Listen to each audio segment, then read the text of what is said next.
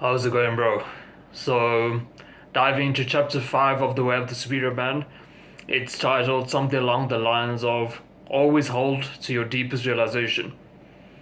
Now, to be completely honest with you, a lot of David Dita's books in general, but especially this one, they don't always click for me right off the bat, and this is one of them.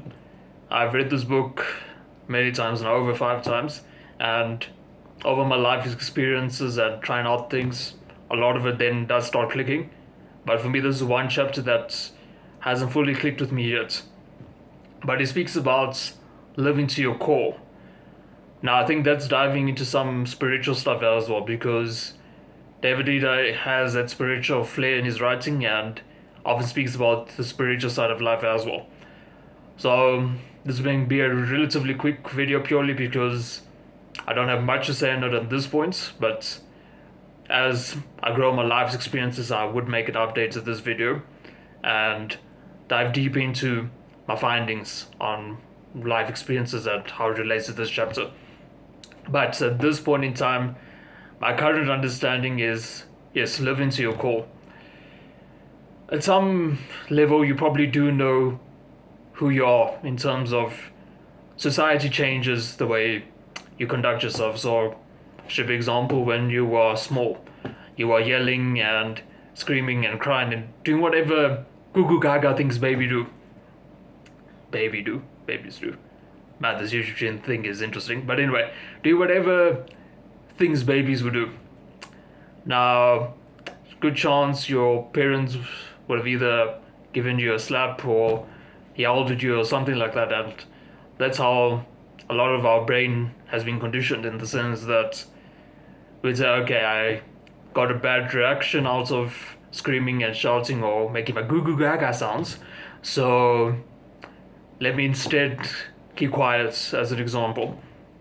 Now, sure enough, babies don't really do this off the bat, but when they probably about 4 years old or so, they start transitioning into a phase where they do. And this follows through for the rest of your life, where you keep adjusting to societal norms and those sort of things. And frankly, for the most part, it can be good, but I think it also causes some harm. So I think this chapter is about being true to who you really are, and a lot of us, including myself, and probably 99% of people, probably even more, don't know who their true self is at their core. How you get to know this is meditation. Honestly, meditation, see what thoughts come to mind and yeah, take it from there, because eventually you'll get the greater feel of how you are and see what you really want out of life and what your goals are, what your aspirations are, because yeah, that's actually another interesting point. Are the goals you have really your goals? Think about it. When you are small, let's say you are a brighter kid, your mother might have wanted you to become a doctor. Your father might have wanted you to become an engineer, as an example. Now, a lot of us carry through those goals with us for the rest of our life, but in fact, it isn't our true goal. It's the goal given to us by our parents or those around us. So that's one example of not knowing your real goal. Another example is there's a lot of hype these days on social media in particular about having these fancy cars and having loads of money. And yeah, sure, that's going to be nice. It's frankly, I mean, why lie to you? It's a goal of mine as well. But I think it's overplayed, because in countless studies view, there's a course on Coursera. It's a site called Coursera, and it's a Yale course specifically. And they talk about the science of well-being.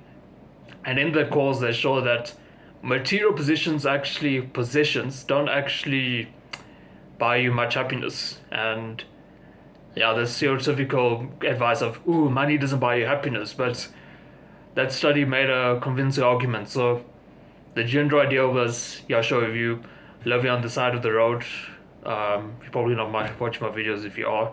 But if you are, then yeah, sure. Making money is going to make you much happier, because then you have a roof over your head, you have food, you have all of those basic needs fulfilled. Then even once you do have a proper house and all of that, money does help you to a point. So say getting a nice bed, getting healthier food to eat, those sort of things. But beyond a particular point, and that point's actually quite early on, you're not going to get much happier. That's where other things come in handy, like having good social connections and genuinely just being fulfilled within yourself, being on your mission, on your purpose. Uh, Trying random things like I'm doing right now, start a YouTube channel. So know yourself at your core. Another way that I know a lot of people have got to this point, and I've done it myself a few times, not that much if I'm being honest with you, but I have done it and it's given me some results, but not lots, is literally turn off your phone, stare to the wall for an hour. It sounds very scary, but it's going to be interesting to see what thoughts come to mind. In my case, some thoughts did come to mind, but after doing it a few times, was the same thoughts over and over again. So I haven't done it in a while, but it would be interesting for me to actually do it again in the coming days after I've dived into many new journeys in life. So yes, bro, live to your deepest realization.